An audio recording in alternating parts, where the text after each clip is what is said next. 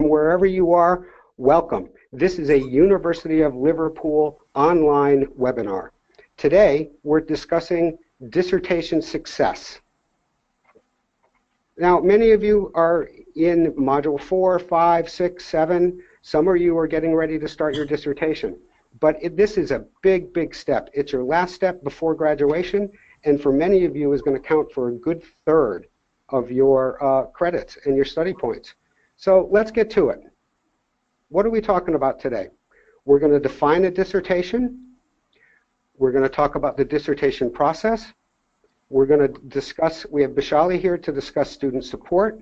We're going to talk about topics and questions, methodology, proposals, ethics, timelines, dissertation advisor matching, and at the end we're going to have a Q&A session. Now, you'll see a Q&A box, so please feel free to enter any questions that you have. We have a team of people behind the scenes to answer some questions, and some questions will be put forward for our panel. Now, let me introduce our panel. Today, my name is Stephen Merrifield. I'm with the University of Liverpool Online Digital Events, and I'll be your moderator. With us, we have Dr. Akhtar Wally Mohammed. We call him Dr. Wally. Our student guest speaker today is Shirley Moser, and we have Shirley Chakraborty from Student Support. So maybe everybody you'd say a quick hello. Dr. Wally? Hi, thank you. My name is Dr. Wally Mohammed, and I am an instructor, a dissertation advisor, and currently is a lead faculty for the psychology programs. I'm delighted to be here with you today, and I will try my best to answer any questions or queries that you may have about the dissertation. So I'll speak to you, Rick. Very good. If you don't mind, I'm going to save the best for last. Shirley, would you say hello? Yes, sure.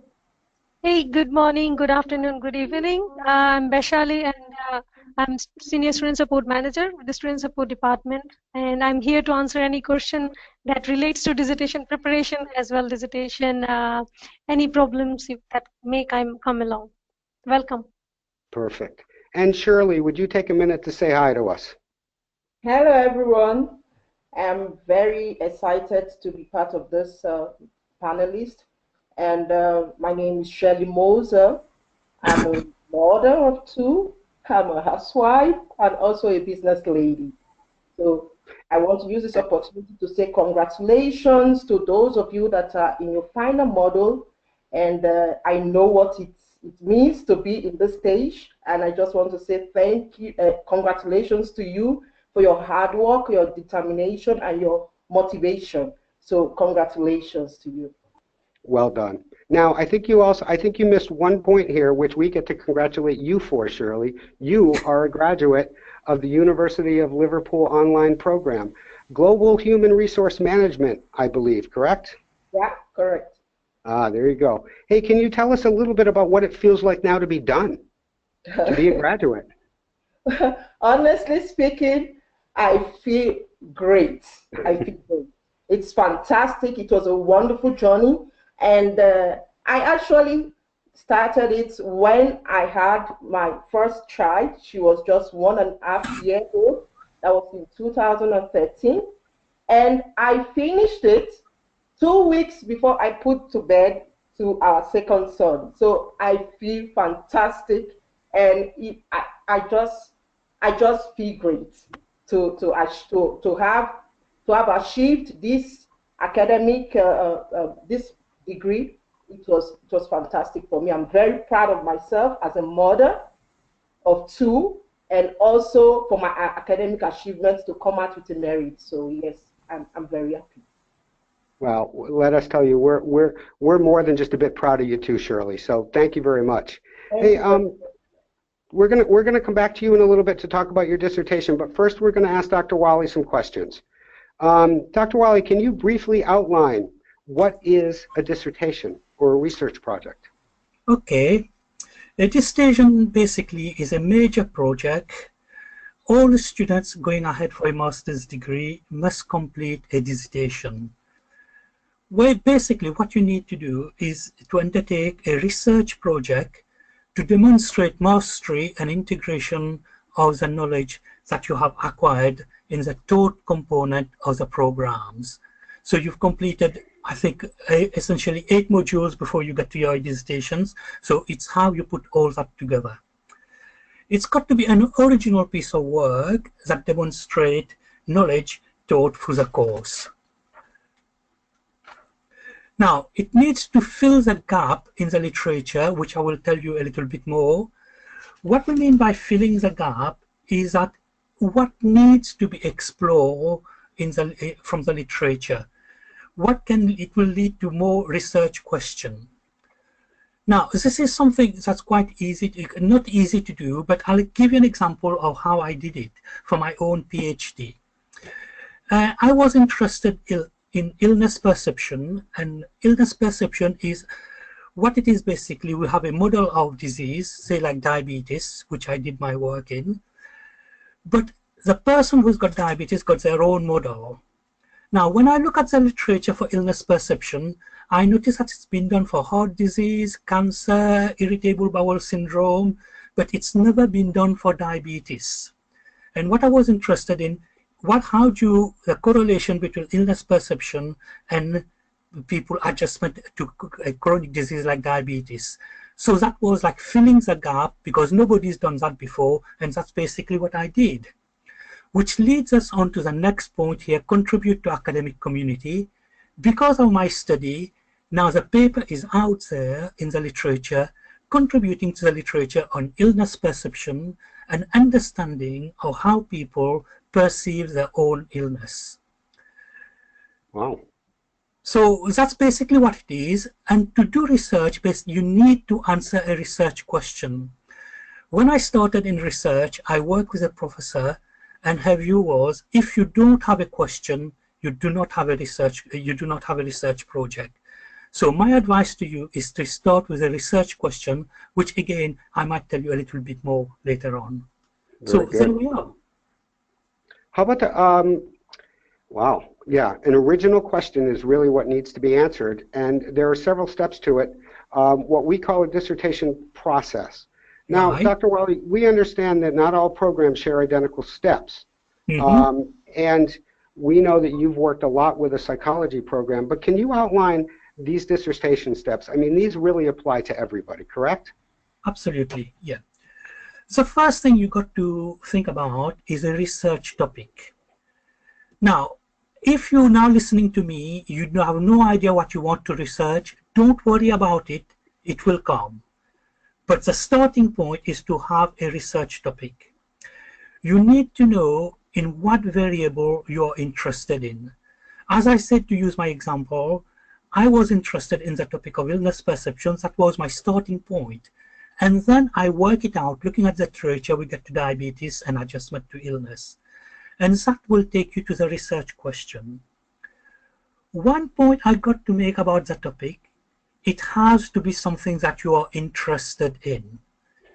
If I just give you an example of a very great man who walked on this earth, is Stephen Jobs, who actually was the founder of Apple company. We know what a success that has been. He actually said, you've got to be interested and even passionate about something. If you are interested and passionate about it, you will complete it and you will do it. Just look at the Apple company, what a success that has been. So be careful when you select your topic. Pick on something that you are interested in. Don't let somebody tell you, oh, why don't you do X and Y? You do what you want to do, what you're interested in. That's the point. And to add a quick statement to that, you're going to be spending a good 9 months with this. So you really want to be working on something that you're passionate about. Absolutely. Yeah, very good point, Stephen. Yes, that's true. Now, the second point is you've got to have a conceptualize a topic. Now, it's a big word, conceptualization. Don't let that worry you for now. Where do you get it? You will get it from the literature. Again, going back to my interest in illness perception, going back to the literature, I find out that it hasn't been done in diabetes. And how do you link that illness perception with the disease itself is how people adjust to diabetes, how do they cope with it, which determine how they actually manage the situation. So for the conceptual framework, which you will need to have, go to the literature, use a library. The university library is one of the best you will come across. I am myself a very, very proud graduate of the University of Liverpool. So I have used the library. I know what it's like. So use it. Then you get to the research. Once you get your conceptualization, you've got your topic, you've got your variable. You just move on then to the method, which is a very, very important part of that whole project. What design you're going to use, who will be your participants in the study, what analysis you're going to use, what ethical issues you're going to face, all that will come from your research question. Your research question will determine what design you use, what participant you're going to use, what questionnaires you're going to use if you're going to use questionnaire, what questions you're going to use if you're going to use a qualitative study. All that will be determined by the research question. So get your question, get your reading done, you will get it there. As far as logical presentation is, well, different way. It's to do with the presentation of the study itself. I've jumped something here, the analysis. Well, I've touched on it. Your research question will determine what analysis you use. If you're looking for a correlation, you will use a correlation test. If you're looking at the differences between groups, you will use a different test. So that's basically, again, will originate from your research question. For the presentation, well, different subjects have different ways of presenting the dissertation, but it's got to be a formalized way. In my subject in psychology, we work on the basis of the American Psychological Association. It's all set out. It's on the website how you present it. There is a set way, and your dissertation advisor will help you with that. Dissemination of finding, well, that comes at the last part of your dissertation, where you actually write a discussion, what it is about. And one way to disseminate your finding is, we've had students who's presented at conferences or writing papers. We still get students. We encourage you to do that, actually. We encourage you to present the papers. It's good publicity for you. You get to meet people in your subject area, and also it's good for the university. And then you come to the conclusion about what where you bring it all together, where you bring the whole topic of the dissertation together, what you have found. How does that relate to the real world? How can you apply it in practice? How can it be applicable to your own subject? And we talk about the limitations. One thing you need to remember, there is no perfect research. Nobody has actually come out with that. So every study will have a limitation. So in that conclusion, you also talk about the conclusion. So it is a major piece of work. That's why we give you 9 months to do it, but you can do it if you go through it, plan systematically. And many have. Thank you, Dr. Wally. I mean, really what you're talking about is step one being creating a question, and your final step is the way that you answer the question. Or you provide the world with your answer. That's great. Thank you. Hey, we're going to come back to you in a few minutes, but first, hey, Shirley, does this sound like your journey? Does that sound like the way it went for you? Yes. Just the same. That's great. Hey, can you tell us a little bit about your dissertation journey? Okay. So my dissertation journey started from, like Dr. Wally said, it must be something you are interested in. So I got interested in about organizational learning and development. So I find the model so fantastic. I was so carried away by that model. So I decided to go into that very subject and investigate into it more. So I was actually interested in the Nigerian aspect in the developing countries. So when I started going in our final,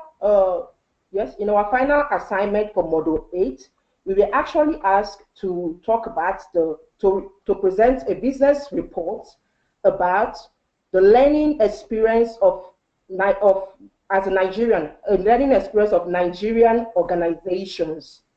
So during this assignment, I investigated and I did a lot of extensive research, but I could not find anything talking about organizational learning in the Nigeria context. So all what I found was all about in the Western country, in India and in China and all the rest, but nothing in developing countries. So this was what got my attention. I was like, why this topic is so interesting? So how come nobody wrote about it in the developing world? What do we know about this topic in Nigeria, for example? So this was where I got my topic from. So in my report for that model, I actually argued that human resource management have a significant role to play in organizational learning. So this was where my topic came from. So when I argued that in my business report, I could not find any journal to support my argument from the Nigerian perspective. So I said, I must do this very topic in my dissertation. So luckily for me, my dissertation was just 2 months away from the 8th module. So I decided to take this topic to investigate into it. So this was how I came about my dissertation topic. So afterwards, during the research module, the instructor took us through, and I was able to refine my topic, and I was able to come up with 2 research questions which I asked. So I asked, sorry, excuse me, please. Just wait. You know, one of the things that I'm going to take note of here is if you can't hear her passion, I can. I mean, it comes right back to what Dr. I mean, your experience is just I mean, you found a problem and the passion that you had. I mean, we can just hear this in your voice, Shirley. Carry on, please. So this was something that got me interested, and I have to use this opportunity to link something I am interested in. Like Stephen said, you must be interested in something. It must be something that you're passionate about. So, and you must link it to something, to your program. Like for me, it was human resource management. So I want to see the relevance of human resource management function in organizational learning. So this was how I linked the two together, and I went into action. So I asked 2 questions. How can the organizational human resource management function positively affect the process of individual and shared learning and knowledge creation capabilities in Nigeria? This is the first question. That was my central question. So my central question gave birth to a sub-question, which I was looking at. What are the key factors of human resource management practices in the organizational learning process in Nigeria? So this was the 2 questions I have. Shirley, can I stop you for 1 second? Would you repeat those 2 questions just a little bit slower? Okay. The first question was, how can the organizational human resource management function positively affect the process of individual and shared learning and knowledge creation capabilities in Nigeria? That's the first question. The second question is, what are the key factors of human resource management practices in the organizational learning process in Nigeria? So this was my 2 research questions. For me, organizational learning has a lot of different perspectives. For me, it starts from the individual. Organizational does not exist without individuals. So for me, I went with the perspective that it must start from the individual. So I was looking at individual. How does this individual come together? How can they share their tacit knowledge with others in group or in departments? So this was exactly what I was looking at. And how can human resource management come into play to make sure that these people were able to share their tacit knowledge together in organization to see that the organization comes up with a superior performance in the future, or probably even innovative ideas and other benefits that comes from organizational learning together. So this was my take of the subject. So Wow. I went on to answer my research questions. I adopted the westernized perspective of the topic because there was nothing existing in the developing context. So I had no choice. I had to take this perspective from the westernized and emerging countries, and I took this perspective. So I said, okay, no problem. This is the perspective I got now after doing extensive research. So I said, okay, let me design my questionnaires to evaluate what I have already gathered. So during my research, I found out that there are 6 common practices that were said to promote organizational learning. So, and these are recruitment, training, performance appraisal, employee participation, teamwork, and reward and incentive system. So these are the strategic human resource management practices promoting organizational learning. So I decided to test, to design my questionnaire to test these six strategic human resource management practices. Wow. So, what did you find? Yeah, so now I want to tell you what I found. So like I said, during my investigation, so I found that in Nigeria, it was not reported. I didn't find anything about it in academic journals. What I got was that they are still practicing traditional human resource management. They still have it in place. So which means the strategic perspective of human resource management function is not really appreciated in the Nigerian organizations, except in the banking system and some other multinational companies operating in Nigeria. But the Nigeria indigenous companies, they don't accept, or they are yet to accept the role as a strategic partner. So I found that the practices that are missing in these 6 common practices that are promoting organizational learning in Nigeria were teamwork and employee performance. It was not written anywhere in the journals that I read. So these 2 were missing from the practices that promote organizational learning. So in my findings, I found that these practices are in place in some companies in Nigeria. This recruitment, performance management, training, and reward and incentive, employee participation and teamwork, they are in place in Nigeria. So, and I also found that these 6 practices are actually promoting organizational learning in Nigeria. Then I went further. So I was also looking at, and my participants actually approached the Chartered Personnel Management of Nigeria. I approached the institute to be my co-researchers because I needed people to participate in the research. So I wanted people that are qualified to talk about the topic and to discuss and to fill the questionnaire.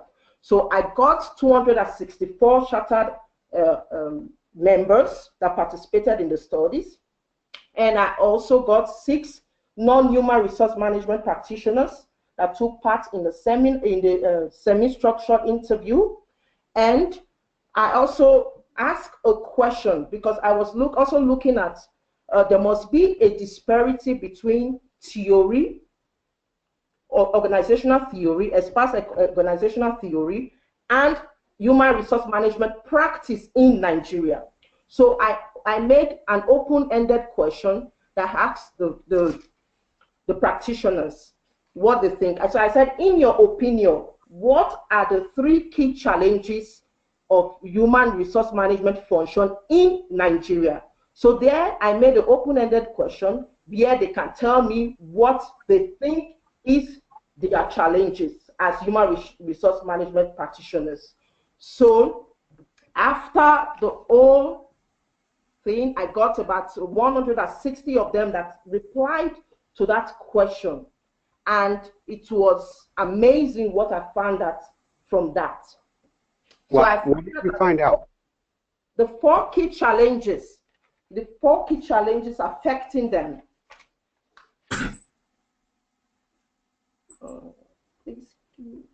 Shirley, are you with us? Yes, I'm with you. Just please. Oh, okay. So the 4 key challenges affecting the function in Nigeria are the governance and acceptability issues from top management and CEOs from Nigerian companies, which means from the indigenous companies. Then corrupt practices such as nepotism is affecting the function badly.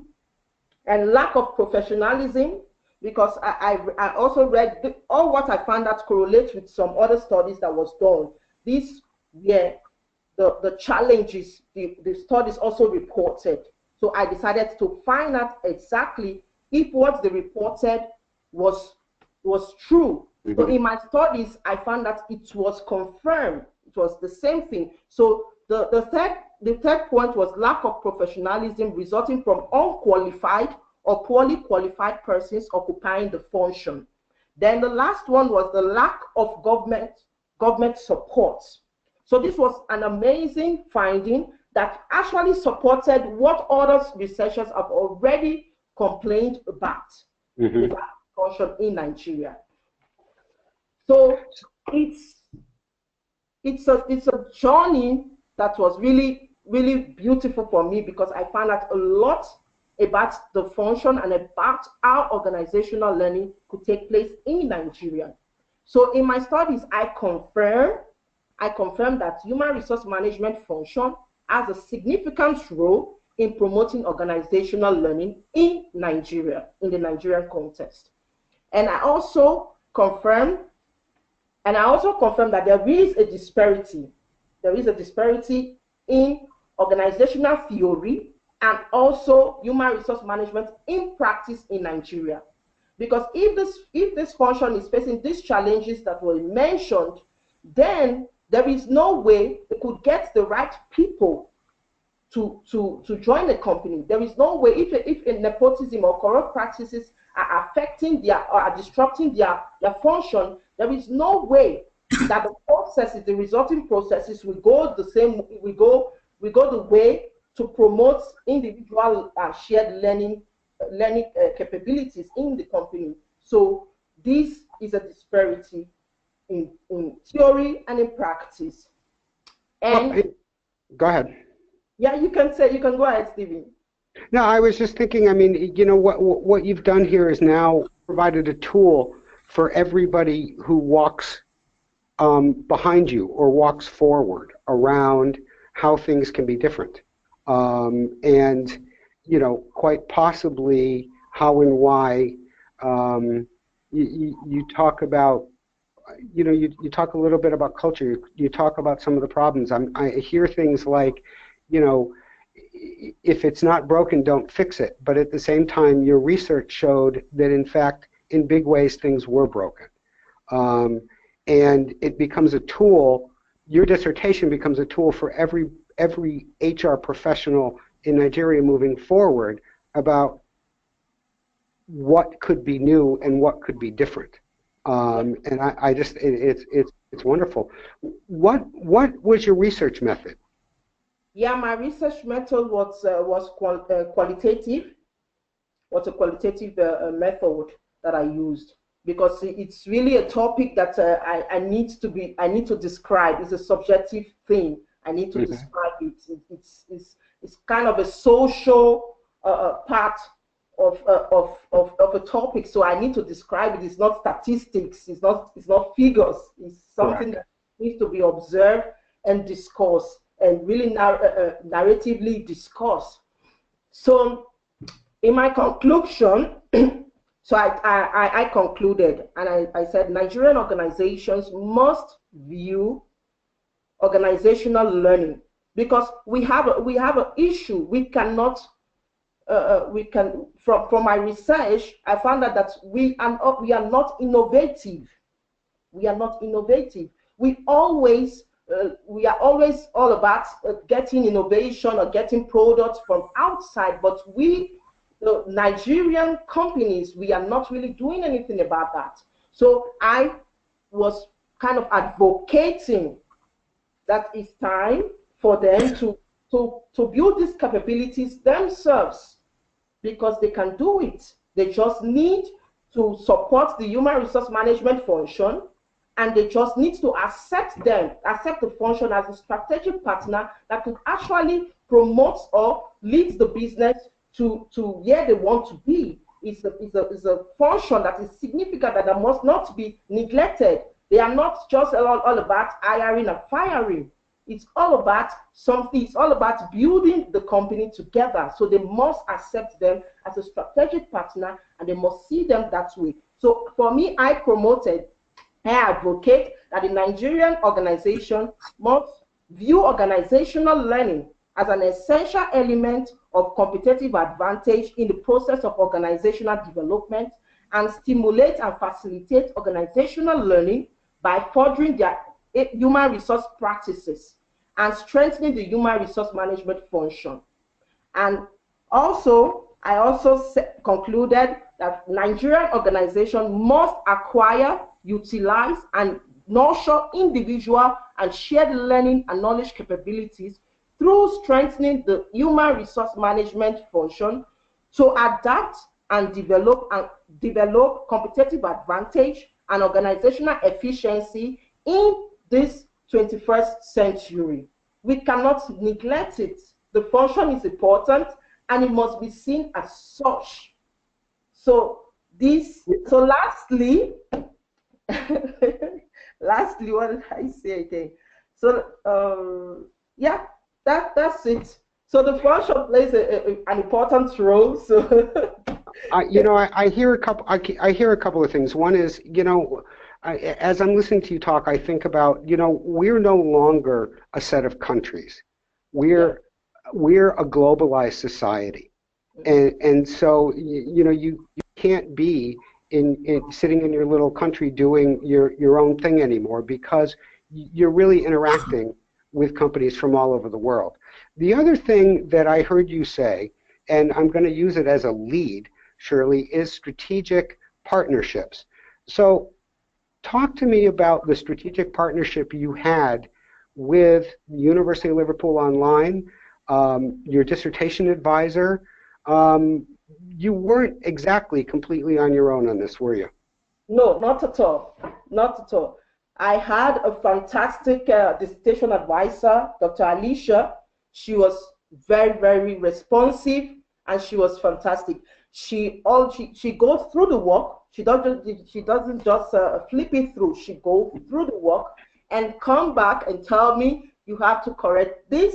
If there is something that is not correct, or I didn't put it properly, she will tell me, you have to correct this. This is how it's supposed to be. There are some foul language I used during my dissertation. She told me, no, you have to take it away. Don't repeat that now, Shirley, please. No. So she said, no, you have to take it away. No, she was really, really, really very, very responsive, and she was fantastic because she was with me all the way. Without her, I don't think I could make it, really, because she was there. Whenever I sent her an email, whenever I submitted my work, she replied immediately. She doesn't take a day. She replied immediately. So it was really a fantastic journey with her, with Dr. Alicia. She was That's really great. a fantastic dissertation advisor. That's great. Hey, Shirley, thank you. You know what? I'm going to, again, use this as a lead, and I'm going to introduce everybody to Bashali, who is going to talk a little bit about some of the support services that are available. Bashali, are you with us? Yes.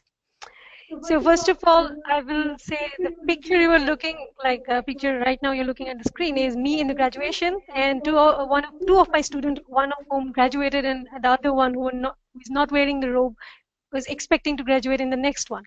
So look, when you see the smile on this student's face, it is what you are looking at when you are going to your dissertation. So this is what you are expecting, that okay, I'm going to complete my dissertation, it is going to be the end of my journey, and here I get the degree. So that's the smile you saw in the photo. So first of all, my suggestion, recommendation, advice would be keep your eye on the prize so that it keeps you motivated.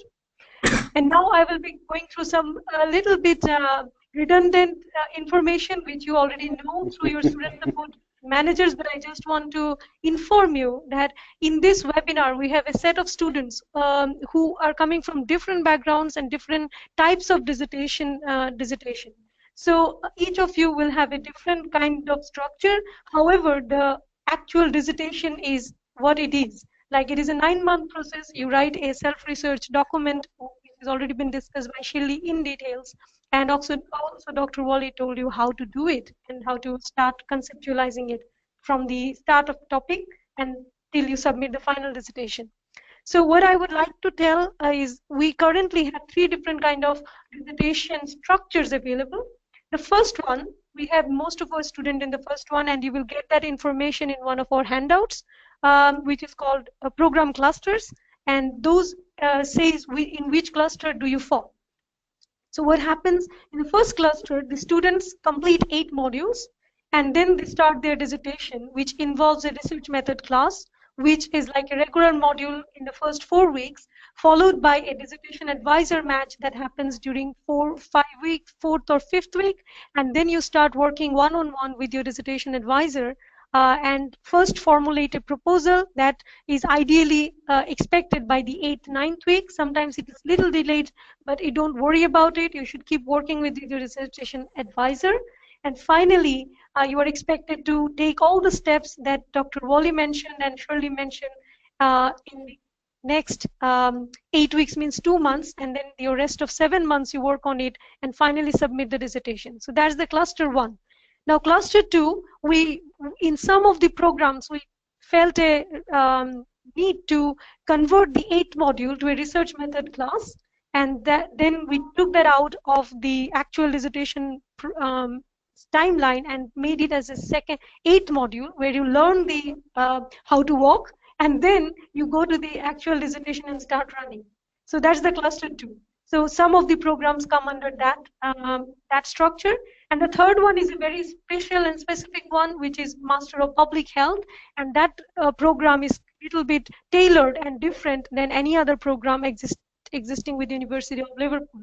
So not going further into details of public health, because we have also other students in this webinar, I will say you can discuss it in details. You already know public health student how it is, but if you want to discuss more about what is the structure, what you should do, please contact one of us, your student support manager, and get a clarification on that. So in short, I would just like to say your dissertation is a dissertation and it is same across the board. Only some of the structures, some of the way you reach to the dissertation is a little bit different. So that's what is about the program cluster. Shirley, thanks for giving the short, because I'm sure lots of people, it's very fascinating, and it's going to be different based on what program you're in. However, for those of us that may be in module 4 or 5 or 6, we're not going to remember this. Yeah. So the bottom line to this is, when the time comes, communicate with your student support manager about where you belong and what requirements apply to you. Exactly, and that's the key. Like I would like all of you to start reaching out to us well in advance, not when you are in the 8th module and start thinking about the dissertation. Start thinking. That's why we invited students in this webinar who are doing their 6th module now. Like, they have completed 5 modules and they're now starting their 6th module. So we invited people who are in 6th module till people who are in the 8th, who are just going to start in 2 weeks. So you have this opportunity to go through these webinars, hear from many students in the coming 2 years time, 6 months time, so that you get ideas, you get information, and start thinking. This webinar is really, the objective of this webinar is to get you start thinking and not going into the class and then thinking, oh, what should I do? So that's the main objective. We are presenting this webinar in the first place.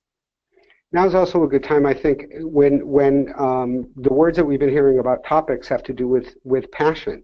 What's exciting you in your modules now?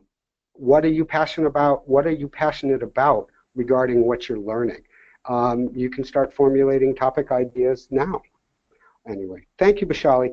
Hey, Dr. Wally, can you talk to us a little bit about key steps to a good dissertation? Yes, certainly. Right. The first step, I think we've already talked about quite a bit actually, is to choose a topic of interest. Now, we've all said that. You've heard Shirley, one of our students, who's actually confirmed you've got to do that. But Shirley said the same thing. And from my own experience, completing my master's and my PhD, it's got to be something that you are interested in. Now, there might be many things you are interested in, but actually select something whereby you think you will be able to do. This is your starting point, and it's got to be something that you are passionate about. If not, you're not going to do it. The second thing is to read and read as much as you can.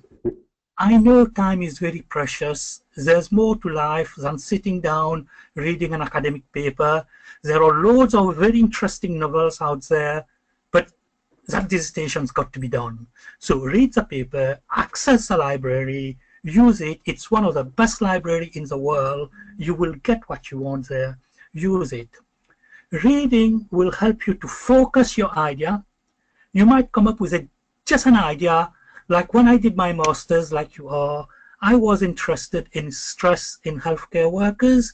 We heard about it all the time. Those of you in the UK will know that's in the paper very often. You read about it everywhere. So I decided to do something in stress in healthcare. It's very wide, but when I started reading about it, I find out that stress in healthcare is the highest level reported by intensive care nurses, and I was interested. Why should that group report higher level of stress than any other group? And that's what I did my master's dissertation in. The paper is published, you can look it out, but it's only by reading that I came to that.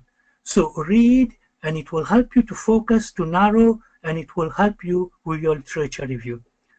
Make no mistake about it, out of the 100 papers, let's say as example, you read 100 of papers, I don't want to think how many papers I read for my PhD. I have nightmare about it even now, but you will read a lot of papers that you will not use, but the knowledge will be there, you never know. So read, I can't say any more about that. Refine your topic. It's got to be something that you are interested. It's got to be very narrow, very focused. It's no good coming out with a question like, is there life on Mars? I am interested to know whether there's life on Mars, but me and you isn't going to answer that question. So refocus, go on to something that's related to you, of course, something that you're interested in. The reading will also lead you to your research question. That's got to be your starting point. You've got to have a question to do research. If you do not have a question, there is no research. The question will lead you, who will be your sample, what design you're going to use, what questionnaire, or what questions, if you're doing a qualitative study, you're going to ask your participants. Consider the ethical issues. There's every study, everything you do will have some ethical studies. One of the professors I work with told me once, asking somebody, how are you, is not really ethical. It's none of your business how I feel today. That's how he put it. So don't come across and say, my study got no ethical issue. It will have ethical issue, and you've got to think about it. Can you do it? The next question, is it feasible? Right. Finding out how the world is responding to the economic crisis is not feasible. You're not going to do that in 9 months. So focus, narrow it down. Then you got to consider, are you going to collect primary data? That's what we call primary data, when you go out and collect your own data. Or are you going to use secondary data? That's up to you. Your research question, again, may guide you to that, but again, it's something you've got to decide. Big question, is it going to be a quantitative or a qualitative study? Sorry, I think we'll come back to that. We'll go on to the final step. We're going to talk about that in a minute. Yep. Data analysis, how you're going to analyze your data. Again, your research question will lead you to that, but you must have an idea how you're going to analyze your data. One point I've got to make, how you're going to analyze your data must be decided at the point of putting your proposal together. You do not decide when you've got your data. I've had a few occasions where students knock on my door in my office and said to me, I got a bag full of questionnaires here. How am I going to analyze the data? Oh, no, yeah. Too late. You decide before you collect the data how you're going to analyze the data. Your dissertation advisor will help you. We have experts in data analysis who will help. So that's the point. You decide before you even go out to collect your data. Then the discussion where you have your contribution to the academia, how your data will be used in the real world to your subject, and you link your finding to the theory, to the literature that you've read. So that's the final step of your dissertation. In fact, looking at it, it's something that many people done before. You can do it, but think carefully what you want to do. Absolutely. Keep it simple. Absolutely. Dr. Wally, I'm going to take a quick second here and talk a little bit about what makes a good topic. You guys have talked about this all. I'm going to run over this pretty quickly here. Topics should be narrow. You have to consider time and budget constraints. Maybe you can't afford to go to Mars right now to see if there's life there. Maybe you don't have the time to do that. You need to be able to collect your data. You need to be consistently conscious of time and budget, and always consider the ethical stuff. Over here we have an example of what makes a good topic in management. You should address a question related to your field. Again, we've talked about it should be passionate. Example, measuring environmental pollution is not a management problem. Assessing managerial practices relative to this pollution issue is. Okay, so again, narrow, consider your restraints, and you're always going to be considering ethical issues. Dr. Wally, quantitative or qualitative? Right, again, your question will guide you to that, whether it's going to be quantitative or qualitative. Do not fall into the trap whereby I've had that a few times where a student tells me, well, I don't like numbers, so I'm going to do a qualitative study. That's not why you do a qualitative study. Your research question will tell you whether you do a quantitative or qualitative study. The quantitative, as you can see, it's structured data, it's statistical analysis, we work with numbers. Again, don't worry about it. We have now a very sophisticated statistical package like SPSS who will help you analyze your data. Your supervisor will help you. You come to an objective conclusion, and usually conducted in terms of surveys, experiments. That's what quantitative study is. But qualitative study, they are in structured data where you collect your data through interviews, focus groups, or observation. We haven't had many observations from our students, but usually it's focus group of interviews. Then you write a summary of that interview, the theme, you do a thematic analysis, what's come out. It's not very much objective because you take it from the participant's point of view. The thing about qualitative research is that it's not objective, it's very much so subjective and as it happened. And again, as I said, it collected for interviews, focus group, and observation. But be careful, statistics or no statistics doesn't decide whether it's a quantitative or qualitative project. Your question will guide you. Yep. Thank you. Speaking of guidance, ethics, always a big part of any research project, whether it's master's, PhD, doesn't matter what. Can you elaborate on the importance of this? This is most important, and in fact, it's one of the things that you got to consider very, very early on in your study. Is it ethical? And don't fall into the trap of only collecting data, asking a few questions. There's nothing unethical about it. Every study will have ethical considerations. You must bear that in mind. And every project, every single one of you will have to go through ethical approval. Regardless of what you're doing, you will complete the ethics form and it will go through the ethics committee who will decide and provide you ethical approval. So it's very, very important. To start with, there are certain points you've got to avoid. Do not collect data. Try to avoid collecting data from participants under 18 years of old. It's not acceptable. You will not probably not be able to do it. Avoid using vulnerable group, what we call vulnerable group, children under 18-year-old, people who are in hospital, prisoners, people who are not mentally capable of giving consent. They are classed as vulnerable group. So avoid this group. Avoid topics like sensitive topics, like things like drug taking, maybe, or things of sexual nature, where you have to ask questions about sexual practices, drug taking. Avoid that sort of sensitive topics, because they will need full ethical approval from the ethics committee. It takes a long time. Well, I've just had a student who's gone through it. It's taken her 5 months to get ethical approval. But try to avoid these things, and then you will get what we call expedited approval, which can take a week to 10 days.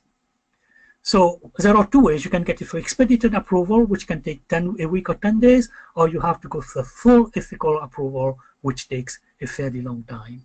But ethics is very, very important. It's one of the main points of your study, really. You should actually consider that as well as your design, etc.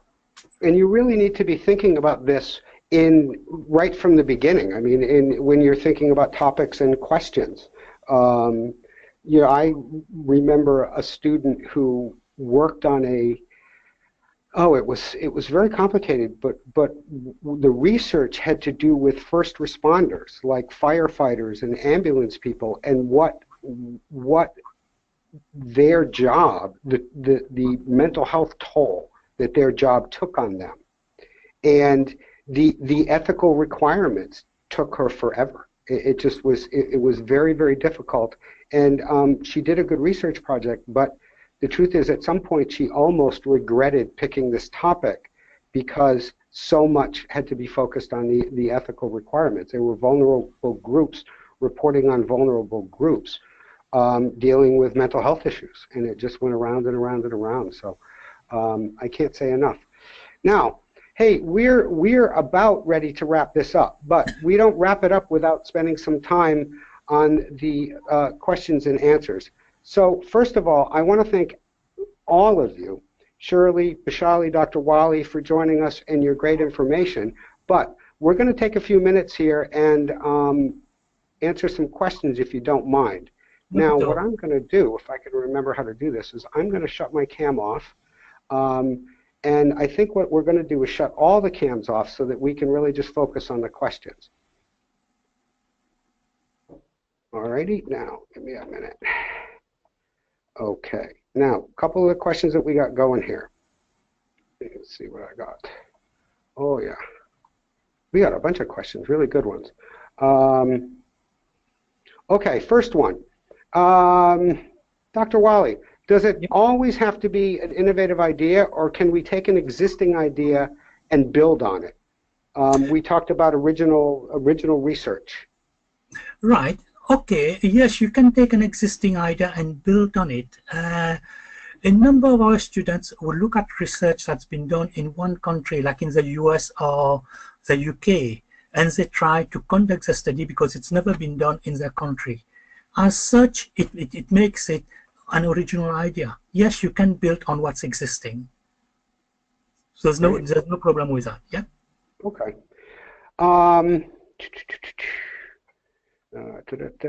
Okay. Bashali, does the University of Liverpool Online provide formats for research methodologies like questionnaires, survey questions, things like that, or do you have to develop these yourself? I think Wally can answer that question better than me because he's a dissertation advisor and he knows what we provide to the student. We definitely provide some templates probably. I'll be delighted to answer this question. Actually, we do not advise a student to develop their own questionnaires.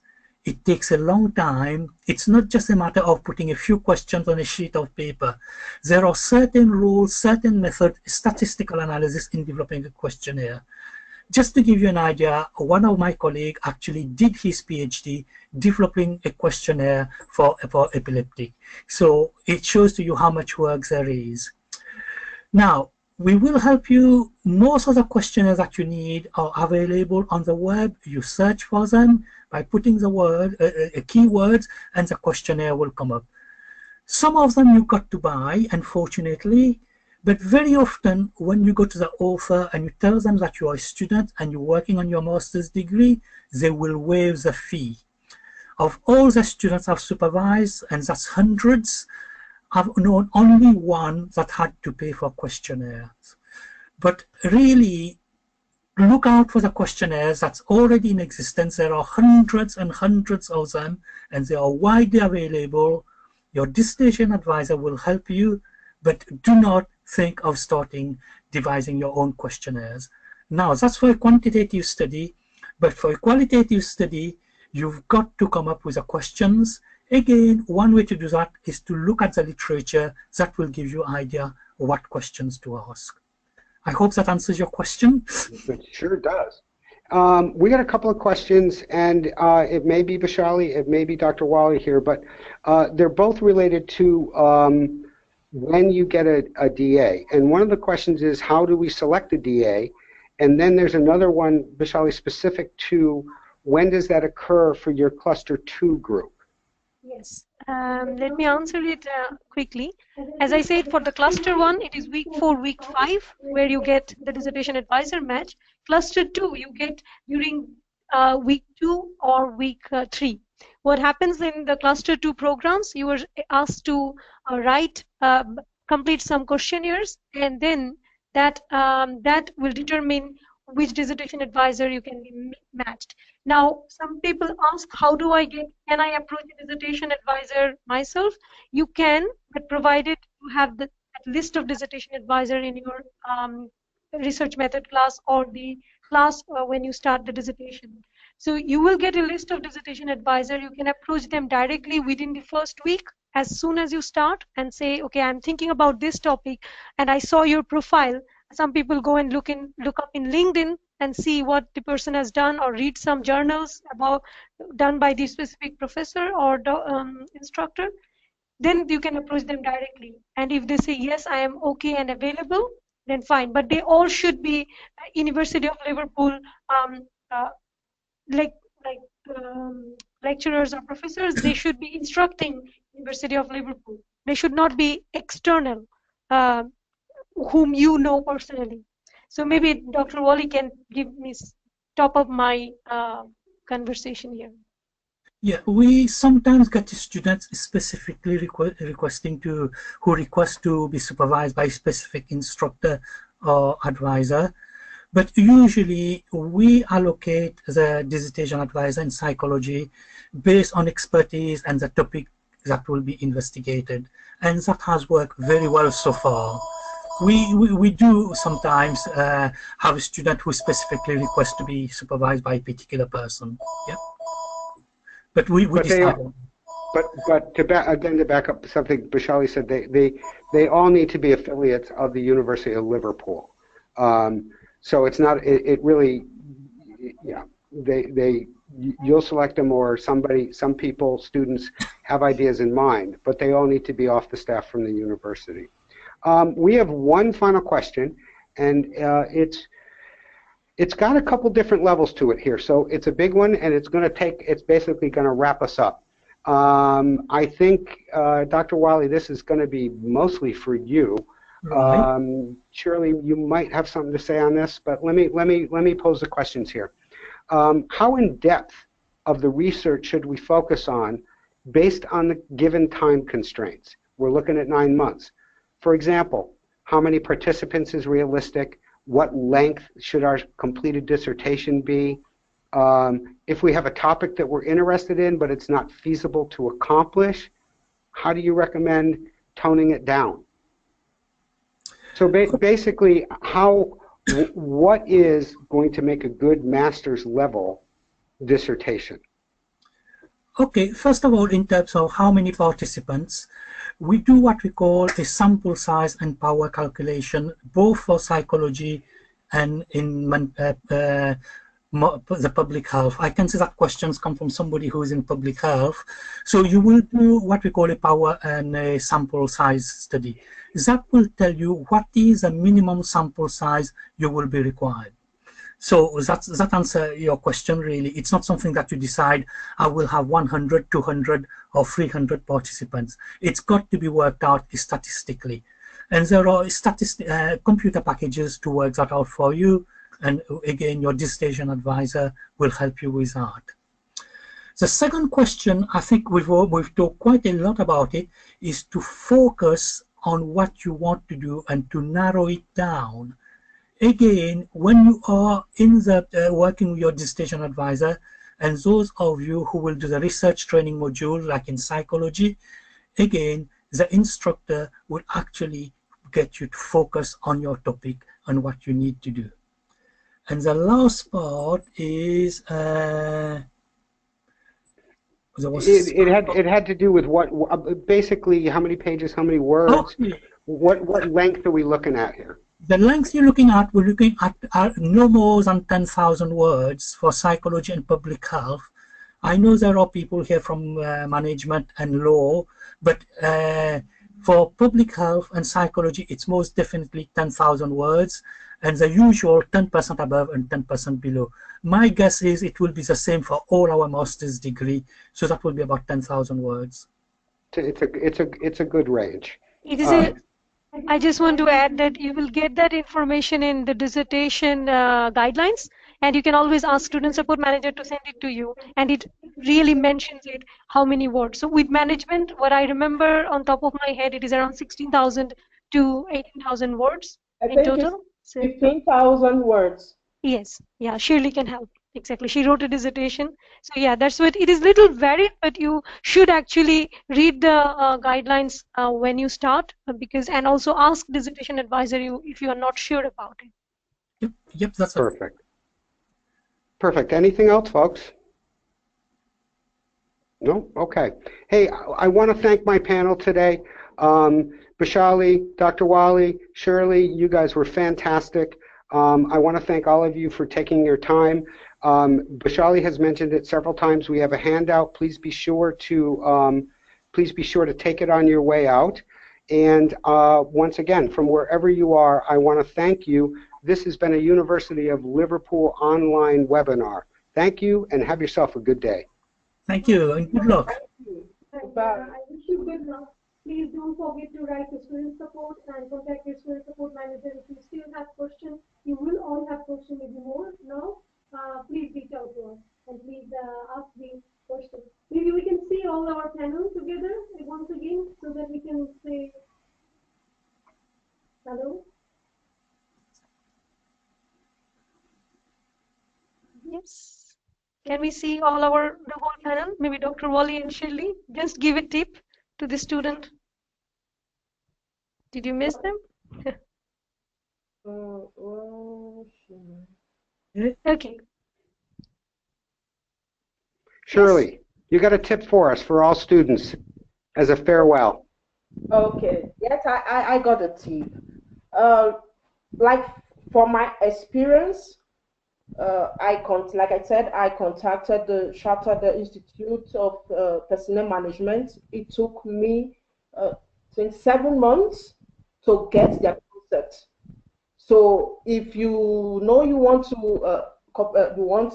to research or have a co-researchers from organizations, especially from developing countries, you better do it before you start your dissertation.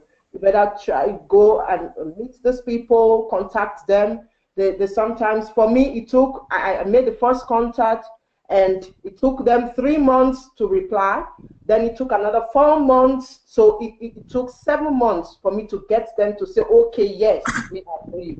So for me, this is the tip I have. So if you are in developing countries, especially from Africa, you know what I mean. So you understand what I'm talking about. So it's best you contact those people beforehand and go through the process and make sure you give them, you always have to remind them, you always have to call them, you always have to be in their nose so they know you are serious about what you want to do. As for the 9 months, it looks a bit long, but at the same time, it's not so long. So when you start, please don't stop, just continue. Just go ahead, don't stop. Because if you take a break, before you get to that place, to that mood where you say you have a passion, you want to put everything into what you are doing, it will take another 3 months for you to get there. So once you start, don't stop, just continue. I was heavily pregnant, but I had to keep on reading, studying, just to keep me in the mood to write my dissertation. So yes, these are the tips I have. So once you start, don't stop until you hand in your final draft. And Shirley, you are absolutely unequivocally proof that it can be done. That it can be done. Yes, so, Shirley, thank you. Bashali, thank you. Dr. Wally, thank you. Everybody, have yourself a good day. Thank you. Thanks very much. Nice to talk. Thank you. Good evening. Bye.